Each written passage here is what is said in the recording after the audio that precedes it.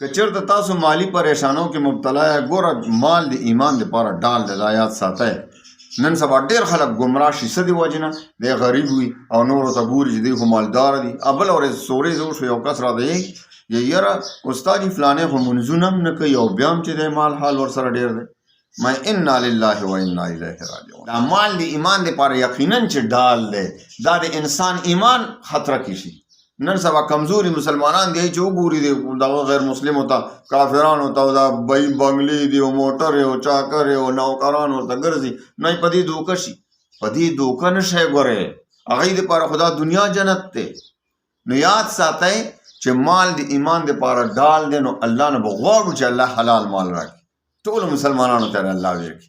اسانه غونې وظیفه درته ښیم انشاءالله. یو خو رمضان دی، ښه ترتیب سره الله ته توبه وباسئ.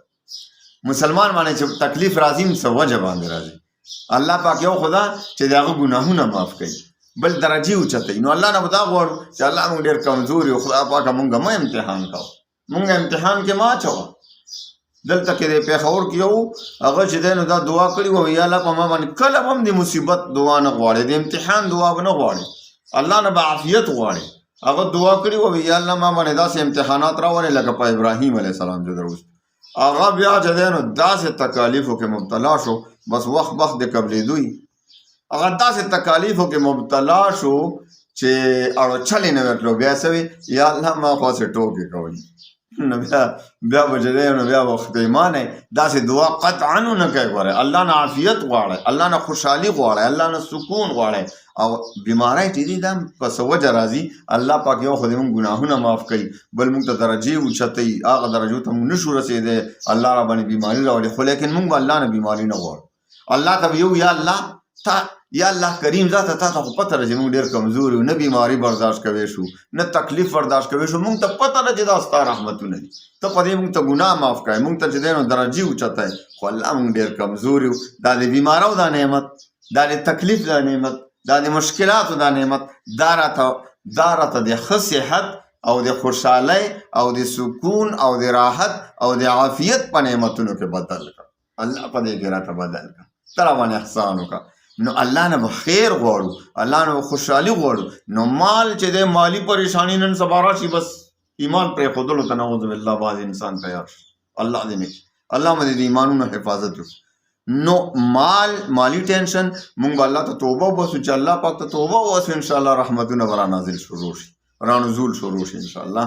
او بیا به ورسره یو وړه غونې وظیفه ورته هم د ماسپښین د مانځه نه بعد سره وکړئ، شروع کړئ. د اختر نه مخکې به انشاءالله ستاسو قرضې هم ختمې وي، ستاسو به انشاءالله قرضو دپاره څه لارې کوړو شوي او دقه شانتې که تاسو باندې قرضې وي او دغه شانتې مالي ټینشن به انشاءالله اختر نه مخکې ختم شوی او انشاءالله د مال دولت لارې به درته کوړو شوي او انشاءالله غیبي اسباب به درته انشاءالله رو شروع شوي. بس تاسو شروع کړئ نن نه، ماسپښین کله مو چې دا ویډیو واورېده او بس فوراً چې دی په دې عمل شروع کړئ. د ماسپښین د مانځه نه بعد نو یو خو 5 وخته مونځ ګوره شرط دی او رزق حلال طلب، او بل دا چې د ماسپښین د مانځه نه پس نو 11 پېرې به درود شریف ووایئ او بیا به 314 پېرې دا کلمه ووایئ، لا اله الا الله الملك الحق المبين، لا اله الا الله الملك الحق المبين، لا اله الا الله الملك الحق المبين.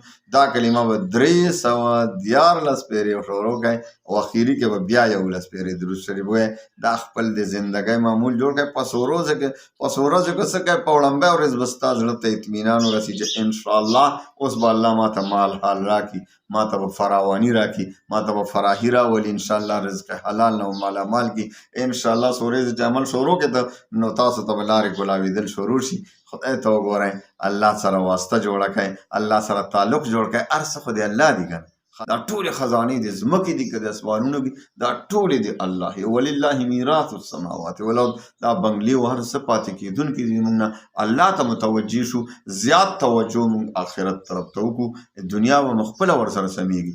او منځونه شروع کړئ، دا وظیفه ورسره شروع کړئ. ټولو ته اجازت دی انشاءالله العزیز، ان شاء الله العزیز قریب وګورئ چې ما ته هم بیا دعاګانې کوئ. الله مو خوشحاله ساته، الله مو د حیا په صادرونو کې پټ ساته، الله مو د دنیا او د آخرت غمونه، تکلیفونه، مصیبتونه، پریشانۍ ختمې کا. واخر دعوانا ان الحمد لله رب العالمین.